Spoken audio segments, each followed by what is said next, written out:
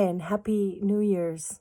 I just realized that I have not finished posting my primitive pottery videos.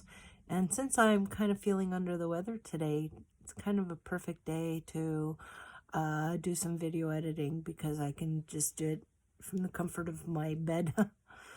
What I wanted to say is I did a full primitive pottery firing here at my home in Red Lake. So I did a small one in Dryden at the farm, and I did a big one here in Red Lake, but I forgot to actually video record the one I did in Red Lake, but I did take pictures. So I'm going to share the information from Dryden, and I'm also going to share the information from Red Lake, but it will be photographs with written information. So I'm going to try to set it up so that I make sure I keep the text on long enough for you to read it. But if not, you might have to press the pause button so you can read the information and then move forward. I'll do my best. And without further ado, here is how to actually fire your pottery primitively, Ronda style. So the fire is roaring, and this is going to be continuing on throughout the night into the morning now.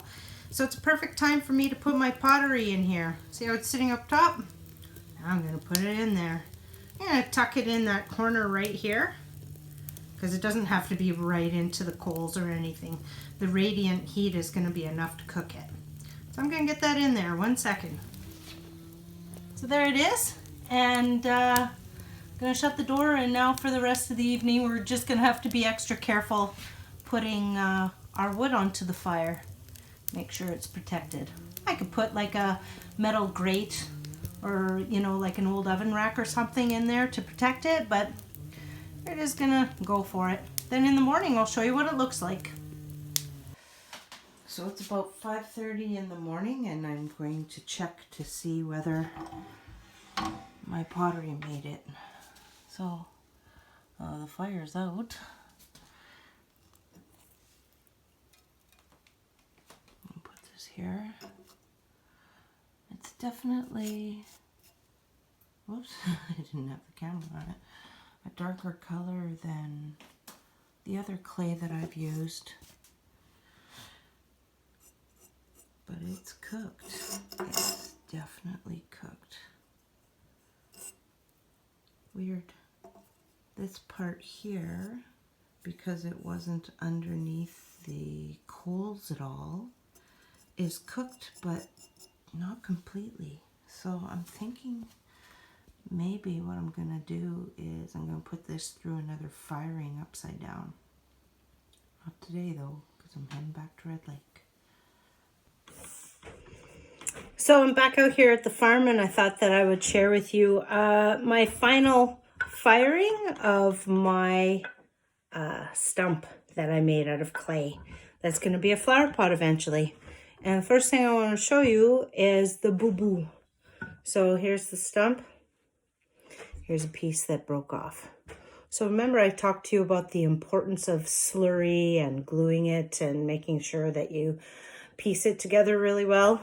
All the slurry of the world isn't going to help you if you drop it when you're putting it into the fire and you're putting it into a cast iron stove.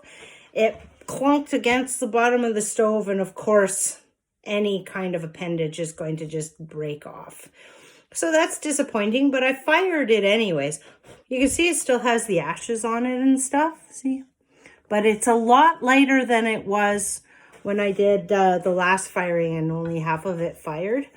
So the cool thing about this is I would, of course, run this underwater and clean up all the ashes that is on it. But look at how beautiful it looks. It's got that nice grain on it, and the grooves are in it. And so I can leave this just as it is and use it as a planter, or I can start putting stains on it. I'm thinking that this will be really fun to paint and make it look like it has moss on it and stuff like that. So that's what I'll do next. And I'll share that with you. But for now, got myself a sweet little planter. Neat, eh? We'll see where this goes.